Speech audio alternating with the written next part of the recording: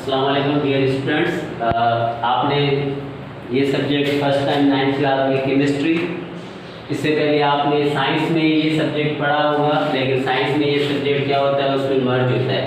Chemistry यहाँ पे हमारा चैप्टर नंबर 1 है, इंट्रोडक्शन टू केमिस्ट्री। सबसे पहले केमिस्ट्री किसको कहते हैं? सिंपल वर्ड्स में हम कहेंगे study of matter. Study of matter, matter के बारे में स्टडी करना, मैटर के बारे में पढ़ना। तो स्टडी ऑफ मैटर को हम कहते हैं केमिस्ट्री। सबसे पहले फिर आते हैं हम मैटर क्या है। आप सबको पहले पता होगा मैटर के बारे में, पहले भी आप जानते होंगे, लेकिन यहाँ पे हम थोड़ा सा इसका इंट्रोडक्शन करवाते हैं।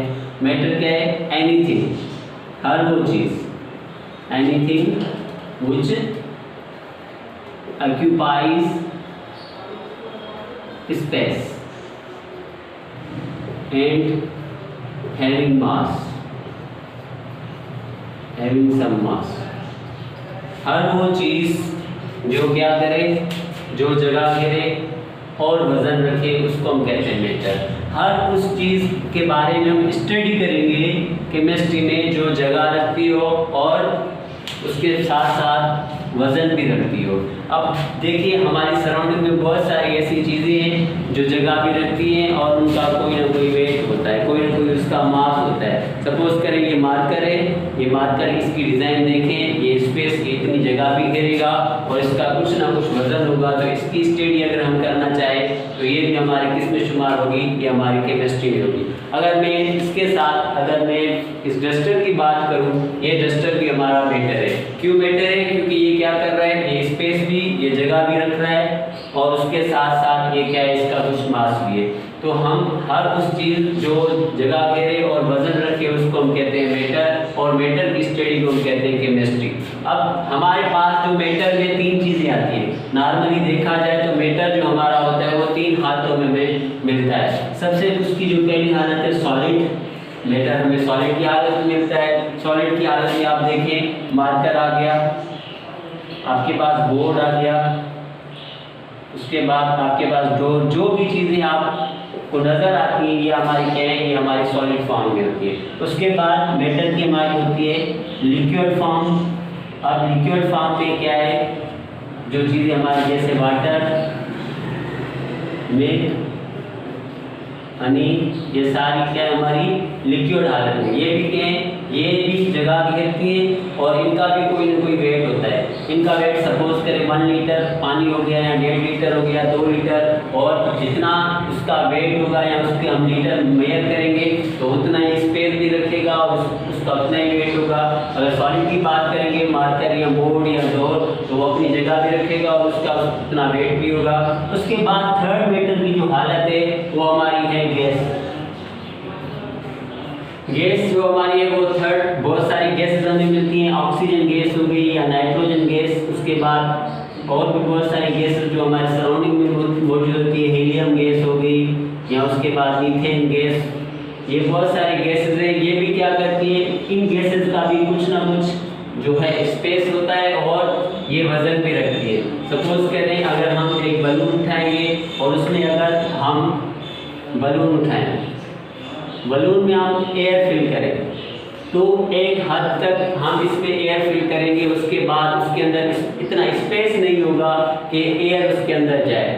अगर हमने उसमें ज़्यादा एयर इंटर करवाई या उसके अंदर हमने भरी तो क्या होगा, ये जो है वो बर्स्ट हो जाएगा, फट जाएगा।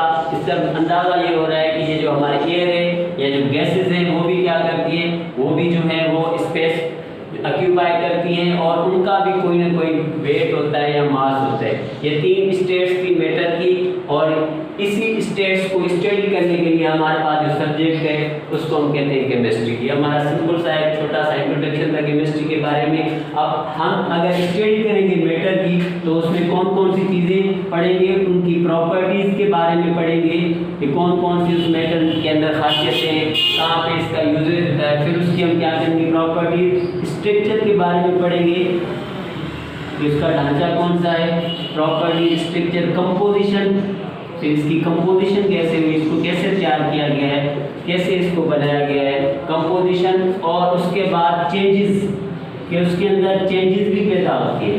सपोज करें हमारा एक मेटर अगर सॉलिड है तो वो सॉलिड से लिक्विड में, लिक्विड से फिर गैस की हालत में चेंज होता है। अगर हम वाटर की बात करते हैं तो अगर आइस है, आइस हमारी क्या है, एक सॉलिड फॉर्म है, फिर ये चेंज हो जाती है सॉलिड से आइस से किसमें, वाटर में, फिर वाटर से ये चेंज हो जाती है किसमें, ये फिर गैस में चेंज हो जाती है जिसको हम वेपर्स कहते हैं।